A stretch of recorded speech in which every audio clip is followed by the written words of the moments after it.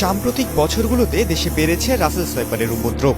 বিষধর এই সাপটির দংশনে বিভিন্ন জেলায় মৃত্যুর খবরও পাওয়া যাচ্ছে। বিশেষ করে ক্ষেতের ফসল কাটতে গেলে এ সাপের আক্রমণের শিকার হচ্ছেন চাষিরা।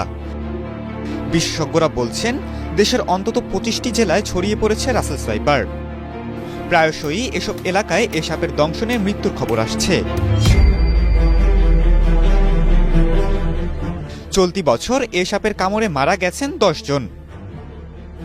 রাসেল সোয়াইপার দেখতে অনেকটা অজগরের বাচ্চার মতো। ছোট ও সরু লেজের সরীসৃপটি দৈর্ঘ্যে 3 থেকে 5 ফুট পর্যন্ত হয়ে থাকে। মাথা চ্যাপ্টা, ত্রিভুজাকার এবং ঘাড় থেকে আলাদা। শরীর জুড়ে অনেকটা চাঁদের মতো গাঢ় বাদামি গোল গোল দাগ রয়েছে। দৈহিক এই বৈশিষ্ট্যের কারণে শুকনো পাতা বা ধান ক্ষেতের মধ্যে খুব সহজেই লুকিয়ে রাখতে পারে নিজেকে।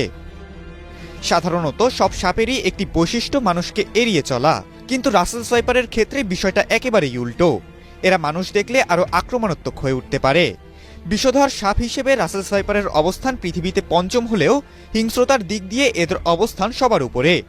এদের হিংস্রতা এত বেশি যে 1 সেকেন্ডেরও অনেক কম সময়ে এরা ছোবল দেয়। 100% কপার কন্ডেন্সারে তৈরি ভিশন ফ্রিজ, তাই গুণে মানে অটুট থাকে বছরের পর বছর। বেশিরভাগ সাপ ডিম পারলেও রাসেল সোয়াইপার বাচ্চা দেয়।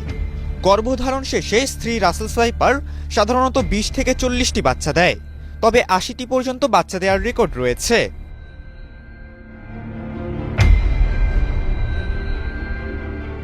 একদিকে উচ্চ প্রজনন ক্ষমতা, অন্যদিকে বেইজিং গুইসাপ সহ প্রকৃতি থেকে সাপের শত্রু বিলীন হয়ে যাওয়া।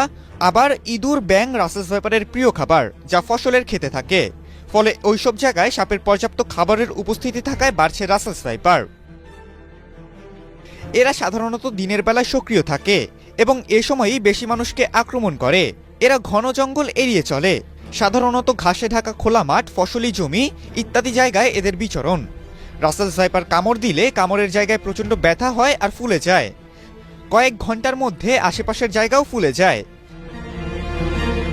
বিভিন্ন মেডিকেল জার্নাল থেকে জানা যায়, রাসেল সোয়াইপার কামড় দিলে 72 ঘন্টার মধ্যে রোগীর মৃত্যু হয়।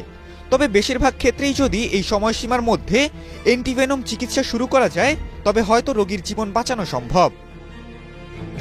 বিশ্ব স্বাস্থ্য সংস্থার